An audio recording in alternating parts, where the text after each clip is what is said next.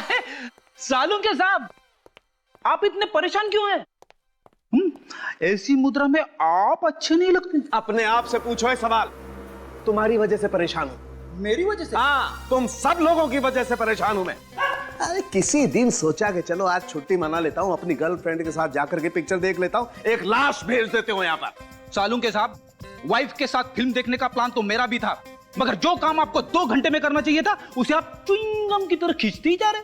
Chewing gum की तरह खींच रहा हूं मैं? देखो, अगर ये काम तुम्हें इतना आसान लगता है ना तो खुद आकर के कर लिया करो। चुप! मेरे कानों में से धुआं निकल रहा है, मैं फालतू की बात सुनना पसंद नहीं करता। अरे सालुंके साहब, मगर हुआ क्या है? ये तो सीधे सीधे ओपन और शट केस है। उन तीनों खूनियों ने भी अपना गुनाह कबूल कर लिया है। उन तीनों ने खून नहीं किया है। क्या? अब ये आप क्या कह रहे हो सर? उन तीनों खूनियों ने इसका खून नहीं किया? बच गई ना घंटी? आंखों के आगे धुआं छा गया। मेरी भी आंखों के आगे धुआं छा गया था जब मुझे पता लगा था। मैं एसीपी साहब को फोन करता हूँ। हाँ, बुलाओ, सबको बुलाओ। चुप! बुलाओ सबको। आप रेडी? क्यों बुलाया? सर वो सालुंके साहब। मैं बताता हूँ बॉस क्यों बुलाया। बॉस, आप लोगों को ये 2 गन सी मिली थी वहां पर? हाँ, और ये दोनों गन मोहित और वंश की है। पक्का? दूसरी कोई गन नहीं मिली? बिल्कुल। लेकिन ये पूछ क्यों रहा है तू सालुंके? एक बात निश्चित है बॉस, निष्ठा का खून उसके कजिन्स कर ही नहीं सकते,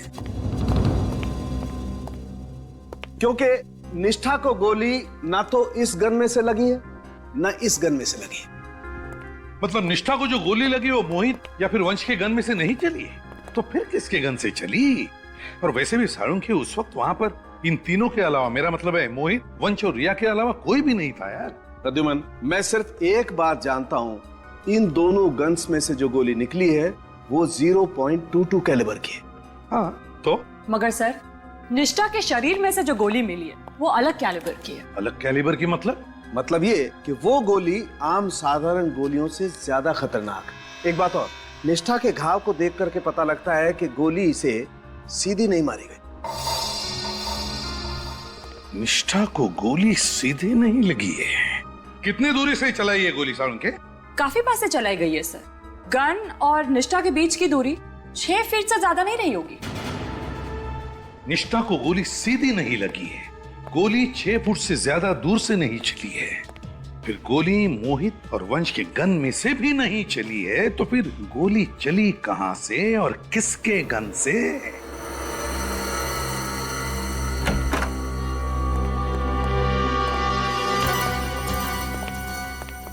एक बात तो साफ है कि निष्ठा को लगी गोली आप लोगों के गन से नहीं चली है, किसी और गन से चली है। आप लोग अभी सोच के बताइए कि उस दिन यहाँ पे एग्जैक्टली हुआ क्या था। सर, निष्ठा यहाँ खड़ी थी और मैंने उसे पीछे से पकड़ रखा था। हाँ सर, मैंने भी इन तीनों को मेम साहब की लाश के साथ इधर ही देखा था। अच्छा, आप लोग भी उसी पोजीशन में खड़े हो जाइए जहां से आप लोगों ने निष्ठा पे गोली चलाई थी। चलिए। सर, हम लोग यहाँ। ऐसे? बिल्कुल यहाँ पर सर हम लोग खड़े हुए थे। निष्ठा की बॉडी गिरी थी यहाँ पे और गोली उसके दाएं तरफ गर्दन के नीचे। गोली यहाँ दीवार की तरफ से तो चल नहीं सकती, गोली आई कहां से?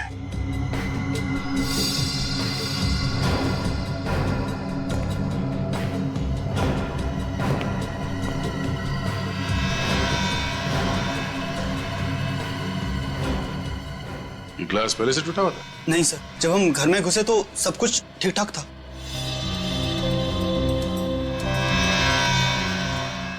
गोली के टकराने का निशान है। गोली शायद यहां से आई है, बाहर से, और यहां पे इस ग्लास से टकराई, यहां दीवार पे टकराई और फिर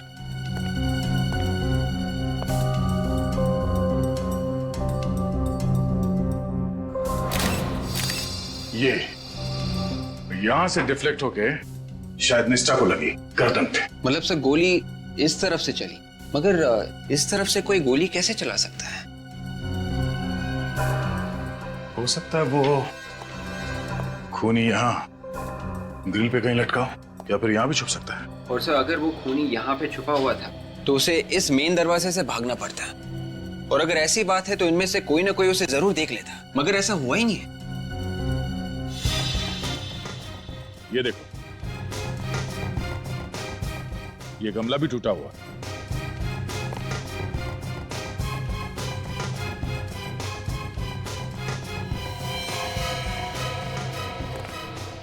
गोली का शेल। ओ, इसका मतलब है गोली यहां से चली है। लगता है कोई भरी हुई गन यहां पर गिरी, मिसफायर होकर गोली छूट गई और वहां दीवार पे, फिर वहां से उस दीवार पे और फिर वहां से डायरेक्ट निष्ठा की गर्दन पे जाके लगी। मगर सर कोई लोडेड गन ऊपर से नीचे क्यों फेंकेगा? और सर अगर गोली यहाँ से चली है तो गन तो यहीं होनी चाहिए थी, लेकिन यहाँ तो कोई गन नहीं है। ये बात तो है, यहाँ पे ऐसा कुछ हुआ है जो हमें दिख नहीं रहा है। क्या ये निष्ठा के फ्लैट के ऊपर यहाँ 10वें और 11वें माले पे कौन रहता है? सर 10वें माले पे मनन और शिमोना रहता है सर। उनकी नई नई शादी हुई है, बड़े प्यारे बच्चे हैं। और 11वें माले पर सर वो आक्रोश रहता है, बड़ा ही बदतमीज और खड़ूस किस्म का आदमी है। पहले इनसे मिल लेते हैं। जी सर।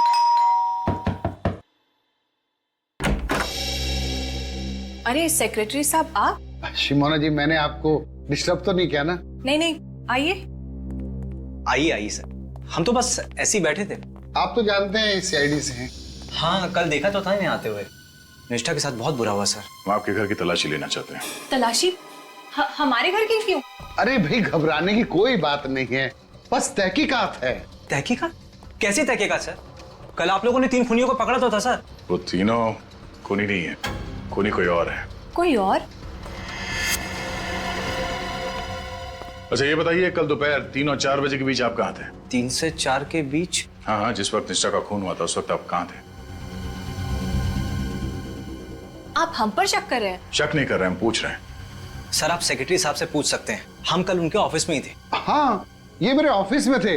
इनके फ्लैट में पानी नहीं आ रहा था और ये चाहते थे कि मैं प्लम्बर को बुलवा के इनके वाटर सप्लाई कनेक्शन को चेक करवाऊं।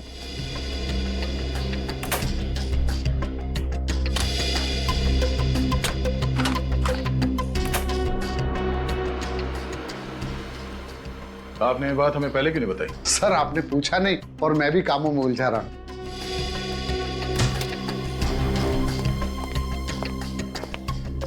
सर घर में कोई भी गन नहीं है। सॉरी आप लोगों को डिस्टर्ब किया। Thanks for the cooperation. Bye.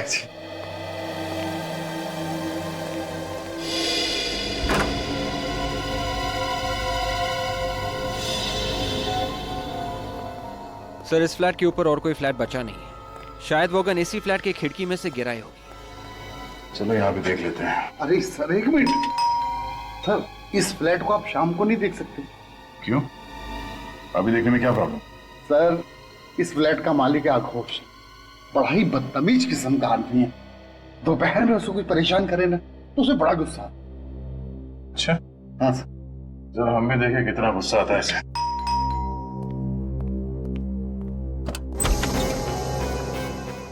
कौन है आप? क्या चाहिए? बेटे आपके पापा कहाँ हैं? पापा तो कमरे में सो रहे हैं। उनसे कहो कि जागने का टाइम आ गया है। सीआईडी आइए। सीआईडी मेरे घर में? ओह, हमें तो लगा आप सो रहे हैं। मैं सो या जागो इससे तुम्हें क्या मतलब है?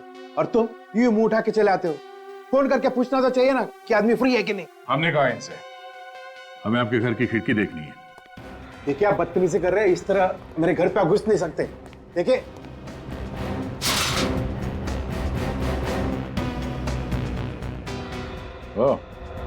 आपकी खिड़की तो एकदम खुली है, यहाँ से गन नीचे गिर सकती है। आप कहना क्या चाहते हैं? विनीत, विवेक, तलाशी लो। तलाशी किस लिए? अभी बताता हूँ।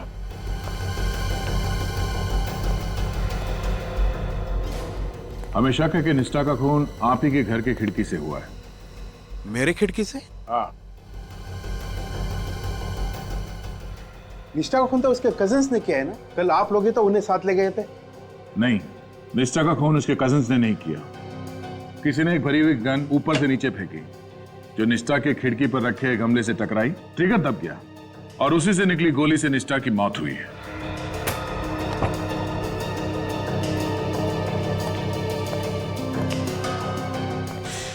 आपको क्या लगता है कि गन मैंने फेंकी थी? मेरे पास कोई गन नहीं है।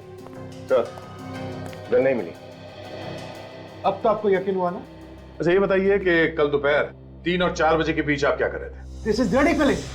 अब भी आप मुझ पे शक कर रहे हैं? आपने शायद ठीक से सुना नहीं, मैंने आपसे क्या पूछा। कल दोपहर 3 और 4 बजे के बीच आप कहां पर थे? मैं सो रहा था गहरी नींद में। और तुम क्या कर रहे थे? सर मैं तो टीवी पे म्यूजिक चैनल देख रहा था सर। टीवी पे म्यूजिक चैनल देख रहे थे? धीमे वॉल्यूम में देख रहे थे या तेज वॉल्यूम? इससे आपको क्या मतलब है? मैंने सवाल इससे पूछा है, आपसे नहीं। बताओ। सर रॉक म्यूजिक तो तेज आवाज में ही देखते हैं ना। कमाल है, तेज वॉल्यूम में तुम रॉक म्यूजिक देख रहे थे और आप बड़े आराम से सो रहे थे। आप डिस्टर्ब नहीं हुए? हाँ, नहीं हुआ। अगर दोबारा आप लोगों ने मुझे बदनाम करने की कोशिश की तो मैं मीडिया को बुला के तुम सबको बदनाम कर दूंगा। अच्छा, अगर निष्ठा के खून में तुम्हारा हाथ हुआ तो चलो।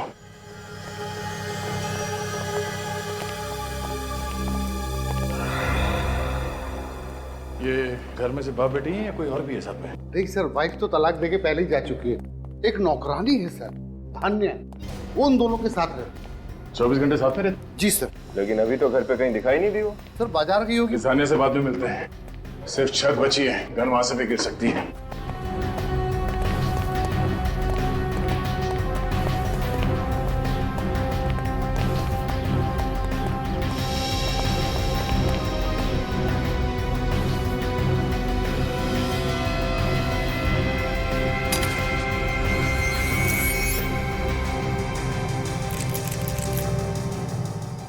ताला कब से टूटा हुआ? सर 1 हफ्ता हो गया।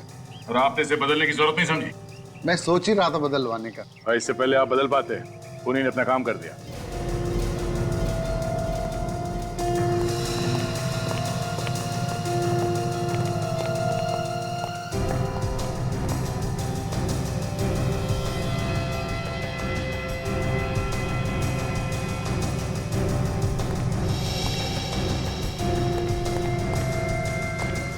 ये निशान कैसा? एक मिनट, अब वहीं खड़े रहिए। सर ये तो किसी के पैरों के निशान है। हाँ, पैरों के निशान हैं, मगर निशान बने किस चीज से हैं? कुछ चिपचिपा सा है। कमाल है सर, यहाँ छत पे इतने सारे पैरों के निशान हैं, मगर सीढ़ियों पे एक भी निशान नहीं मिला। सर सीढ़ियां तो रोज धुलती है ना। और छत? हफ्ते में 1 बार। ये निशान यहाँ इस तरफ दीवार की तरफ जा रहे हैं, मगर ये निशान वापस नहीं आ रहे। शायद वो गन यहीं से नीचे गिरी हो। निष्ठा की खिड़की यहां से दिख रही है, गन शायद यहीं से नीचे गिरी है। मगर सर अगर वो गन निष्ठा की खिड़की में गिरी थी तो हमें मिली कैसे नहीं? लगता है जब निष्ठा की मौत से नीचे भगदड़ मची और लोग इकट्ठा हुए, भीड़ का फायदा उठा के खूनी ने गन गायब कर दी होगी। सर अब सर यहाँ भी एक गोली मिली। निकालो से।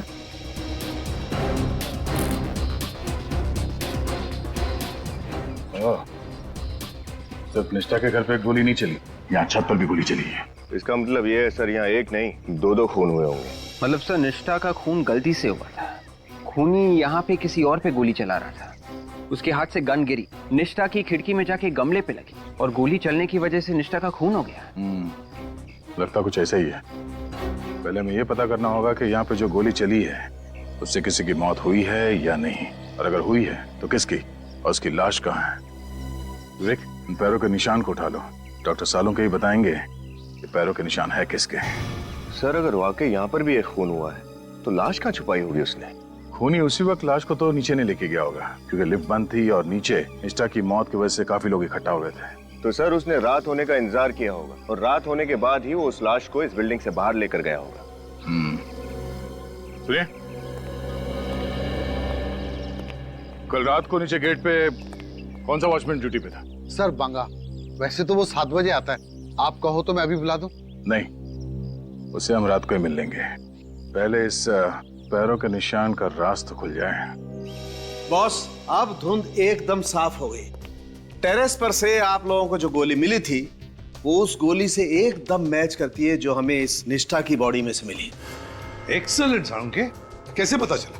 दोनों गोलियां 9 mm की, और दोनों गोलियों पर जो गन की बैरल के खास निशान होते हैं वो मैच करते हैं। इसका मतलब साफ है बॉस, दोनों गोलियां उस एक ही गन से चली।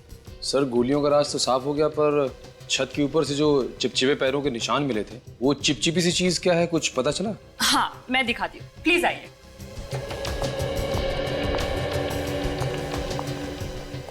ये देखिए सर, ये है वो चीज। देखिए कैसे पानी के ऊपर तैर रही है।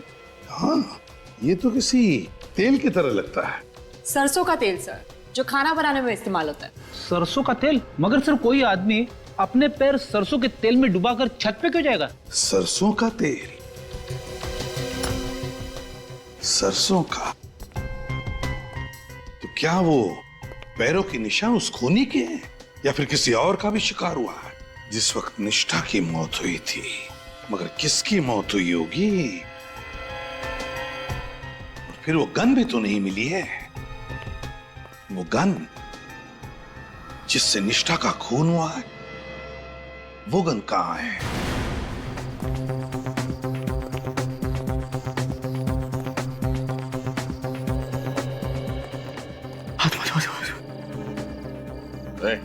आत्मा बचाओ बचाओ बचाओ। एक आत्मा क्या?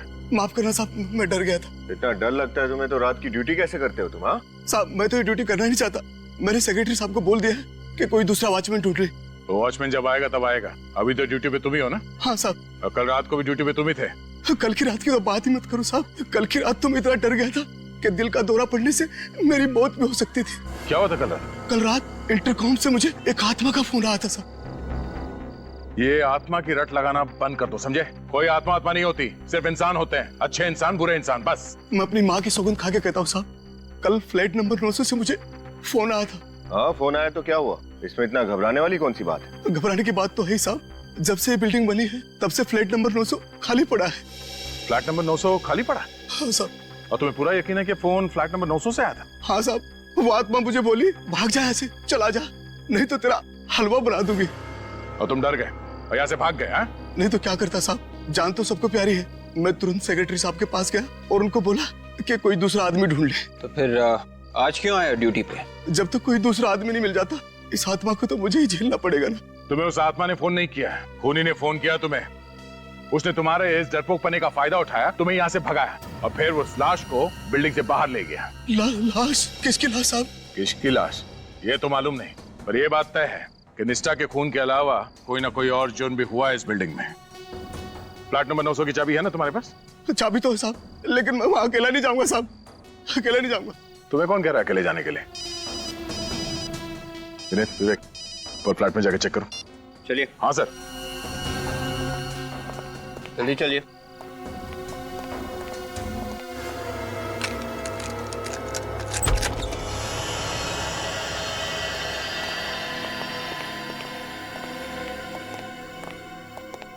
देखो साहब, ये फ्लैट तो सालों से बंद पड़ा है। यहाँ कोई इंसान तो क्या, कोई कबूतर तक नहीं आता। कोई ना कोई कबूतर तो आया है यहाँ।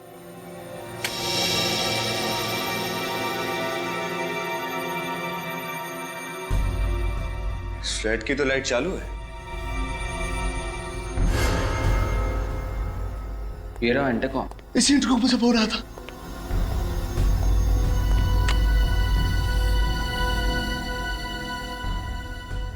इंटरकॉम भी चल रहा है। एक बात समझ में नहीं आ रही कि ये बंद फ्लैट में बिजली और इंटरकॉम कहां से आए। ये पानी टपकने की आवाज है।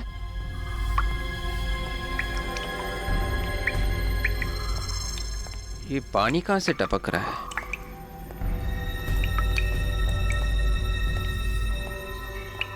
ओह,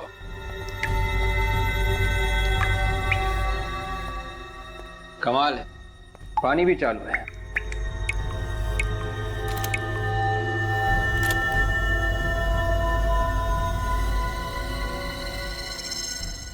ये क्या है? विवेक,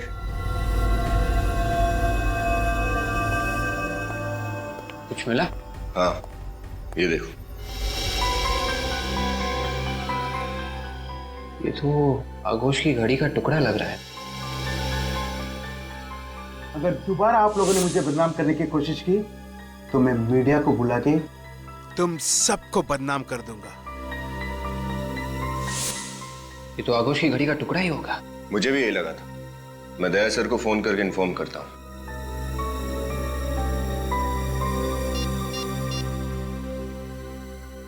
हेलो दया सर। इसकी सहमत है कि इस वक्त मेरे घर की घंटी बजा रहे हैं। आप लोग, ये कोई वक्त है किसी शरीफ के घर पे आने का? शरीफों के नहीं, मगर बदमाशों के घर तो आया जा सकता है ना। What nonsense. एक तो आधी रात को मुझे नींद से जगा दिया और मेरे घर पे आके मेरी बेइज्जती कर रहे हो। तकलीफ के लिए माफी चाहते हैं। वैसा है कि हम आपके लिए एक तोहफा लाए हैं। कैसा तोहफा? जरा अपनी घड़ी दिखाइए, रिस्ट वॉच। क्यों? दिखाइए तो सही, बिना घड़ी के तोहफा दिखाने में मजा नहीं आएगा। कौन है पापा? गुड मॉर्निंग बेटा। CID uncle. बेटा ड्रॉर में से जरा मेरी घड़ी लेकर आना। हाँ पापा, लेकर आ। जल्दी लो।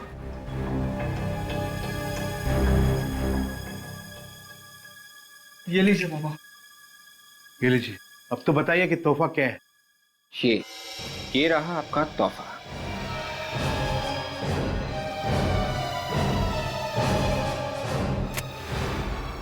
सर, ये तो मेरी घड़ी का है। शुक्र है आपने माना तो सही कि आप ही की गाड़ी का है, वरना हमें तो लगा था कि आप बोलोगे आपका है ही नहीं। मैं क्यों कहूँ कि मेरा नहीं है? क्योंकि पिन हमें फ्लैट नंबर 900 से मिला है। Flat number 900? ये वहाँ कैसे पहुंचा? कल रात आप वहां के इंटरकॉम से फोन करने गए थे, आत्मा बन के। शायद उसी दौरान गिर गया होगा। What nonsense! मैं वहाँ क्यों फोन करने जाऊँ? मेरे घर पे इंटरकॉम नहीं है क्या? रसोई का है। क्यों? खाना बनाने का इरादा है? You want to have dinner here? अभी पता चल जाएगा। सुनिए, हेलो, सुनिए, हेलो।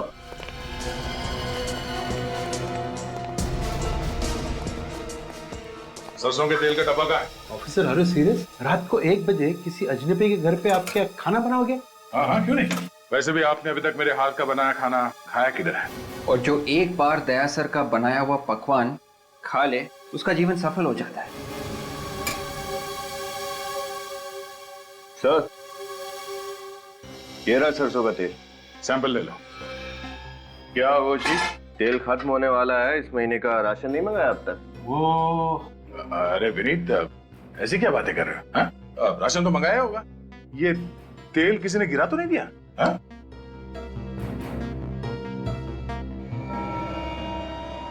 ये यहाँ पे देखो, तो चमक है यहाँ पर।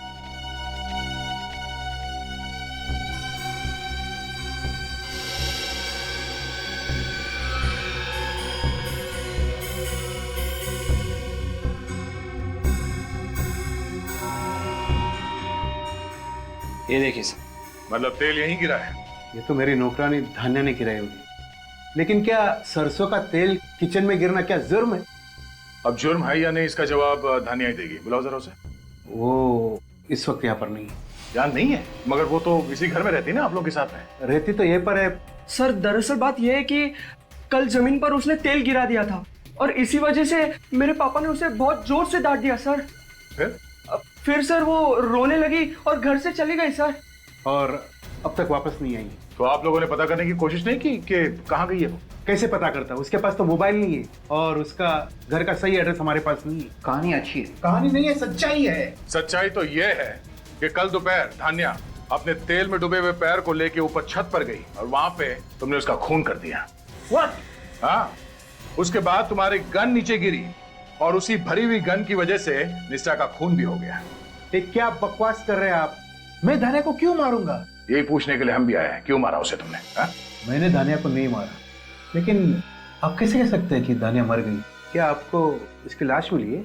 हाँ अंकल, मेरे पापा किसी का खून नहीं कर सकते। जरूर धान्या कहीं चली गई होगी। जब तक ये पता नहीं चल जाता कि धान्या मर चुकी है या लापता है, आप हमारे साथ ही रहेंगे। चलिए। ये क्या कर रहे हैं आप? विवेक, ये चलो ना। Yes sir. आप ऐसे नहीं कर सकते। चलिए। लेकिन अरे पापा, कहाँ ले जा रहे हो मेरे पापा को? अरे सर, मेरे पापा निर्दोष है, उन्होंने किसी को नहीं मारा सर, यकीन कीजिए मेरा।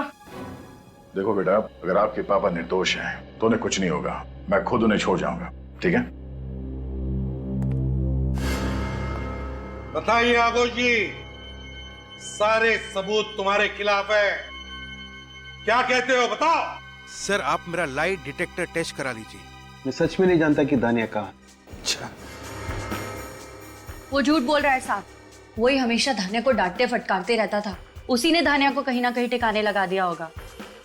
ये बात आप इतने यकीन के साथ कैसे कह सकते हैं? मगर शंपा को तो कुछ और ही कहना है। सर, आप एक नौकरानी पे यकीन कर रहे हैं? वो नौकरानी संपा का दिमाग खराब हो गया, कुछ भी अनप शनप बक रही है। सर, मैं तो एक शरीफ और इज्जतदार आदमी हूँ, मैं ये सब क्यों करूँ? मान लिया कि आप एक शरीफ और इज्जतदार इंसान हैं, लेकिन हम आपकी बातों पर यकीन क्यों करें? सर, मैं अपनी बेटी की कसम खा के कह रहा हूँ कि खून मैंने नहीं किया। और धान्या कहाँ है मुझे नहीं मालूम। अच्छा एक बात बताइए, आपकी वो टूटी हुई घड़ी, मेरा मतलब है उस घड़ी की चाबी वो फ्लैट नंबर 900 में कहां से पहुंच गई?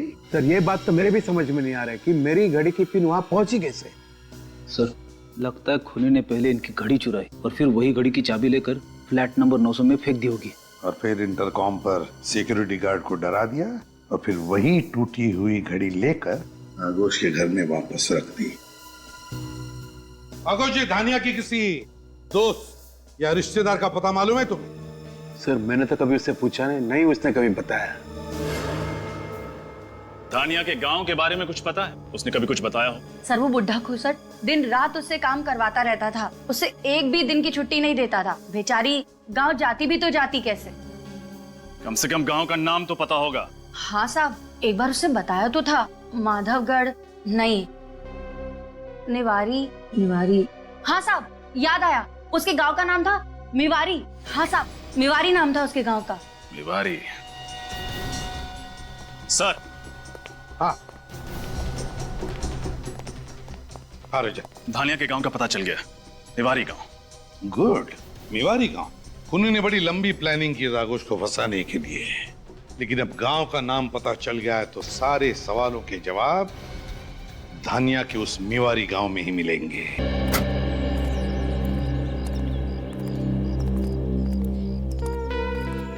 लगता है आप लोग रास्ता भटक गए हैं। कहाँ जाना है आपको? नहीं, हम लोग बिल्कुल ठीक जगह पहुंचे। हमें कुछ पूछताछ करनी है। पूछताछ? आप लोग पुलिस वाले हैं? हम सीआईडी मुंबई से। सीआईडी मुंबई? जी।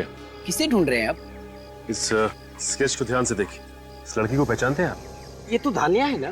बिल्कुल ठीक, धानिया। आप बता सकते हैं इसका घर कहाँ पे है? साहब उस तरफ आइए। ये रहा धानिया का घर साहब। जी साहब।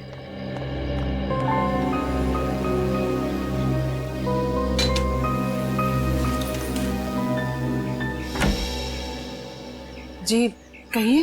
धानिया है घर पे? धानिया से मिलने आए? जी। धानिया तो शहर में है, मुंबई में, पर आप लोग? हम लोग भी मुंबई से ही आए, सीआईडी से। सीआईडी? जी हाँ। कहाँ है धानिया? घर पे नहीं है क्या? आप लोग धानिया को क्यों ढूंढ रहे हैं?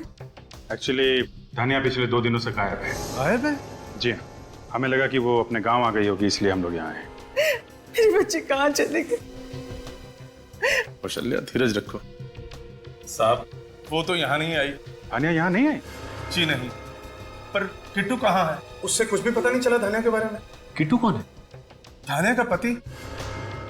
धानिया शादीशुदा है? हाँ, किट्टू और धानिया की शादी को पिछले महीने पूरे 2 साल हो गए। मगर किसी ने भी उसके पति के बारे में हमें कुछ नहीं बताया। पर आपको उसके गायब होने की खबर किससे मिली? आगोश से। उन्हीं के घर धानिया नौकरानी का काम करती थी, आपको तो मालूम ही होगा। मेरी बेटी और नौकरानी? ये आप क्या कह रहे हैं साहब? मैंने अपनी बेटी को हमेशा राजकुमारी की तरह रखा, उसे घर का काम कभी नहीं करने दिया। आप ये क्या कह रहे हैं कि मेरी बेटी शहर में नौकरानी का काम करती है? जो कुछ हमें पता चला है हम बस वही बता रहे हैं आपको। अगर मुझे पहले पता होता शहर जाकर मेरी बेटी धानिया की ऐसी दुर्दशा हो जाएगी तो मैं उसे शहर कभी ना जाने देती, इस गांव से कभी नहीं। अच्छा ये बताइए, क्या धानिया पिछले 2 साल से मुंबई में ही रह रही थी? नहीं, शादी के 2 साल हो जाने के बावजूद वो उसे साथ नहीं लेके जा रहा था, हर बार टाल देता था वो। पिछले महीने मैंने उसे साफ साफ कह दिया कि गांव वाले तरह तरह की बातें कर रहे हैं, इस बार तुम्हें उसे साथ लेकर जाना ही पड़ेगा। किट्टू, इस किट्टू की कोई तस्वीर है आपके पास? हाँ, मैं अभी लाती हूँ। प्लीज।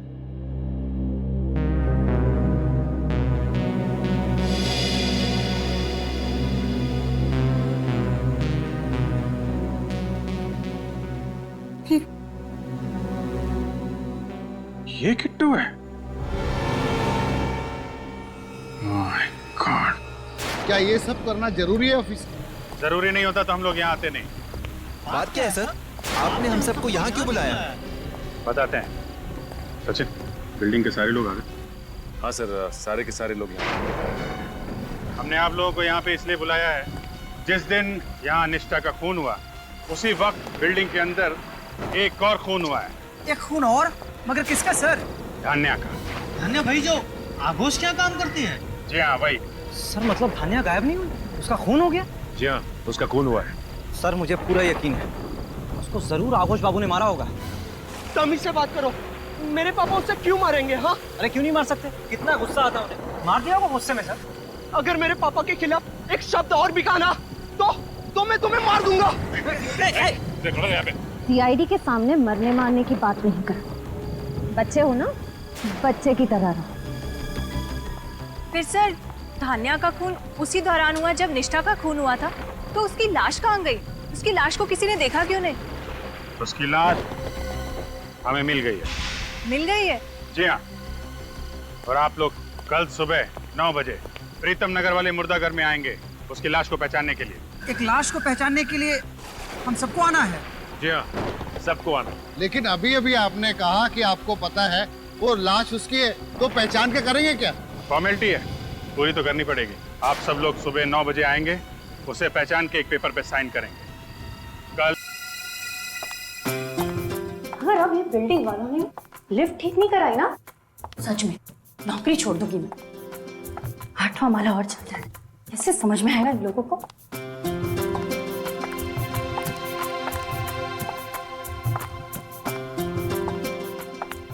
अभी तो इसका ऊपर आ जाना। अरे शंपा, कल कैसे बर्तन साफ किए थे तूने? दाग तो सब वैसे के वैसे थे। अरे साहब, आपको कितनी बार बोला कि मेरे को महंगा वाला साबुन लाके दो, पर आप है कि सुनते ही नहीं। अभी सस्ते वाले साबुन से ऐसे ही बर्तन साफ होंगे। अभी चलो हटो, जाने दो, मेरे को बहुत काम।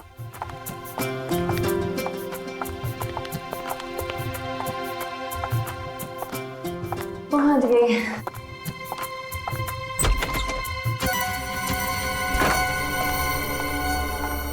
अरे बाप रे, बहुत देरी हो गई है।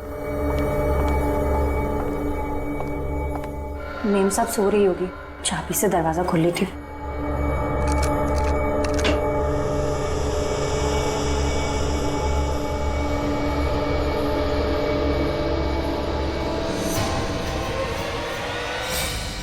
यहाँ कहाँ से आ गई?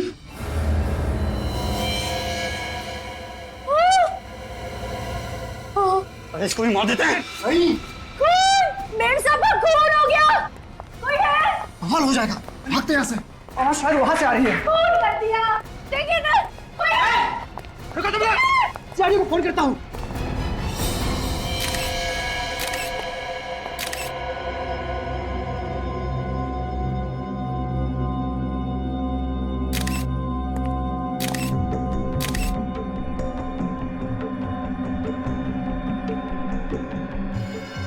गोली कान के पीछे मारी गई है।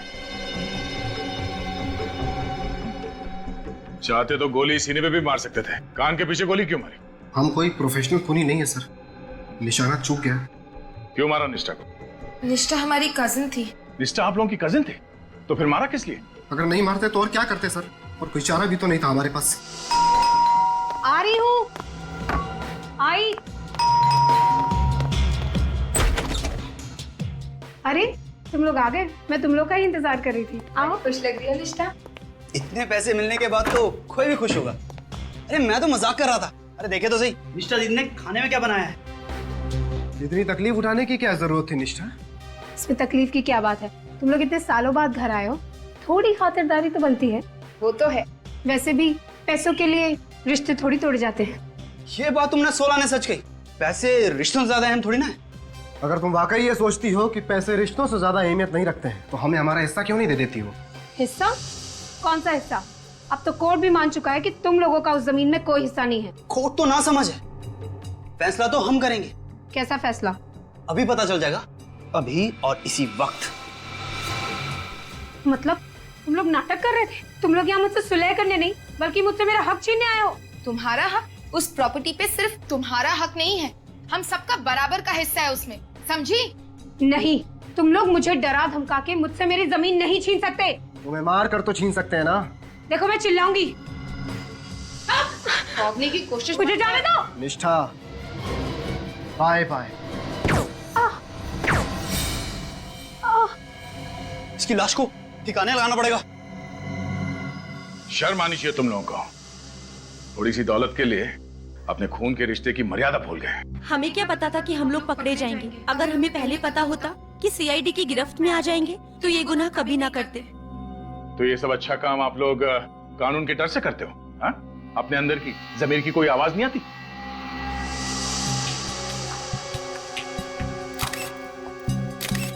सर, ये देखिए सर, गोली यहाँ पे।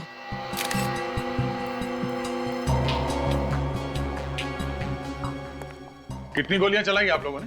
मालूम नहीं सर। मालूम नहीं मतलब? गोलियां तुम लोगों ने चलाई है, तुम लोगों को मालूम होना चाहिए। सर, गन पे साइलेंसर लगा था, सोचा कि निष्ठा किसी भी कीमत पर बचनी नहीं चाहिए।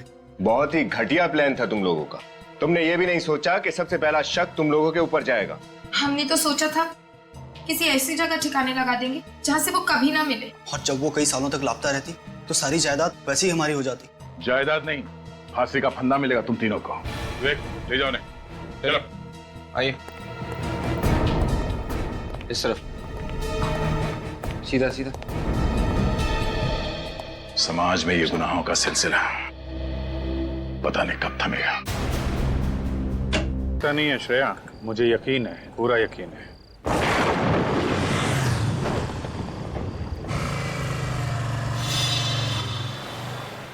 सर, आपका तीर सही निशाने पे लगा। चलो देखो कहाँ जाता है।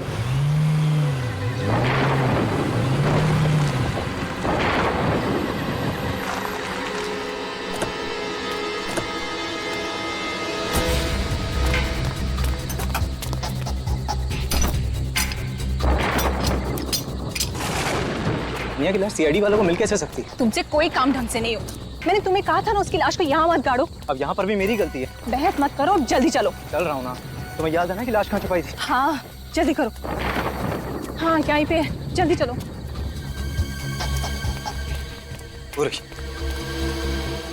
ये पकड़ो, जल्दी जल्दी मिट्टी निकालो।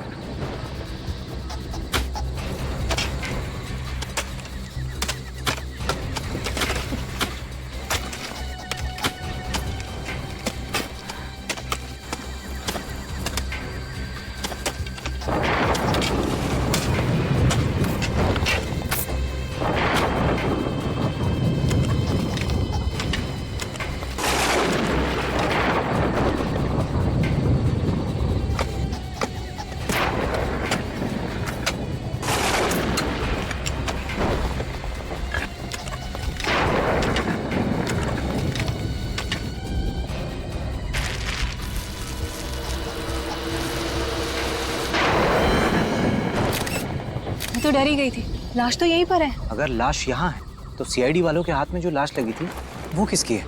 वही बताने के लिए हम लोग आए हैं आप। सर, आप यहाँ? तानिया की लाश मिल गई, हमने ढूंढ निकाला। हाँ सर, हम आपको बुलाने ही वाले थे। अच्छा, इन दोनों ने हमारी काफी मदद की, वरना ये केस तो सॉल्व ही नहीं हो पाता। कानून की मदद करना तो हमारा फर्ज है। अब थोड़ी मदद और कर दीजिए। हमारी गाड़ी वहाँ पे खड़ी है, अंदर जाके बैठने का कष्ट करेंगे उसमें। हम क्यों बैठे सर? अंदर तो खूनी बैठेगा ना। बैठोगे तो तुम ही, क्योंकि खूनी का नाम किट्टू है। किट्टू कौन है सर? कमाल है सर, ये तो किट्टू को भी नहीं जानता। मैं बताता हूँ कौन है किट्टू। ये देखिए, ये है किट्टू। जाने दो, वरना तुम सीआईडी वालों की लाशें यहीं गाड़ दूंगा धानिया की लाश के साथ। अरे बाप, 2 मिनट में कानून के रक्षक से कानून के भक्षक बन गए तुम, हैं? जाने दो, मैं सच कह रहा हूँ, वरना तुम तीनों की लाशें मैं यहीं गाड़ दूंगा। वरना? वरना? वरना मारोगे हमें?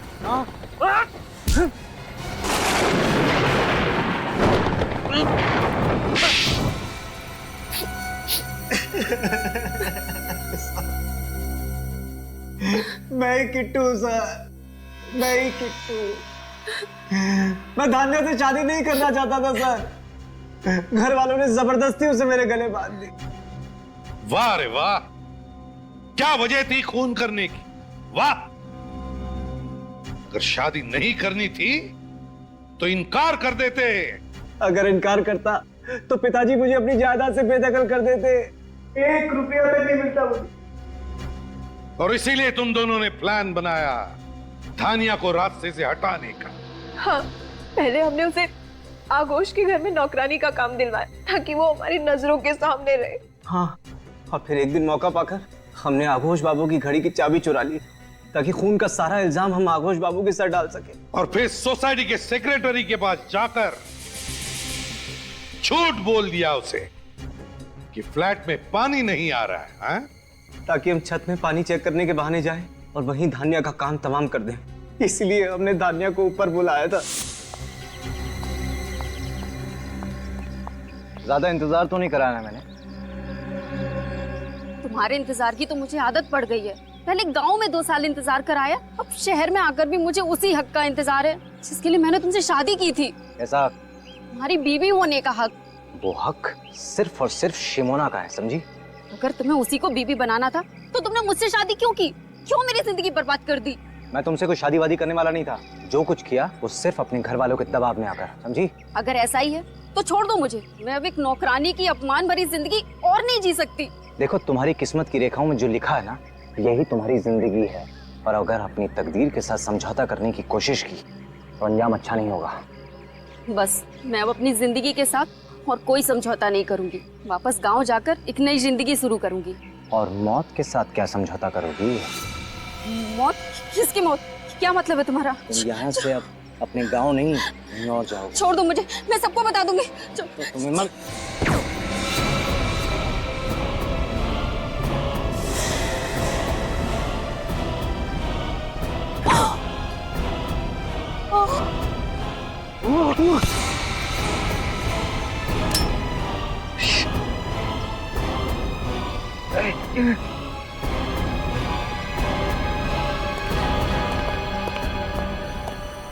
ना ही मेरे हाथ से वो गन गिरती और ना ही निष्ठा का खून होता। निष्ठा का खून तो होना ही था, तुम्हारी गन से नहीं तो मोहित या वंश की गन से। एक तरह से निष्ठा की मौत का हमें फायदा ही मिला था। उस दौरान मची भगदड़ में मैं जल्दी से बिल्डिंग के नीचे गई और गन उठा ली। और फिर मुझे धानिया की लाश को छत पर छुपाने का मौका मिल गया। और फिर तुम रात का इंतजार करते रहे धानिया की लाश को ठिकाने लगाने के लिए। हाँ सर। अपने स्वार्थ के लिए तुमने 2 मासूम लड़कियों की जानें ली। क्यों? क्या हक था तुम्हें? उनकी जान लेने के बजाय अपने माँ बाप को यह कहने की हिम्मत दिखाते कि तुम्हें शिमोना से ही शादी करनी थी, तो शायद आज तुम दोनों की जिंदगी खुशहाल होती। अब तो तुम्हारी किस्मत में सिर्फ 2 ही चीजें हैं, सिर्फ 2, जेल की काल कोठरी और फांसी का फंदा।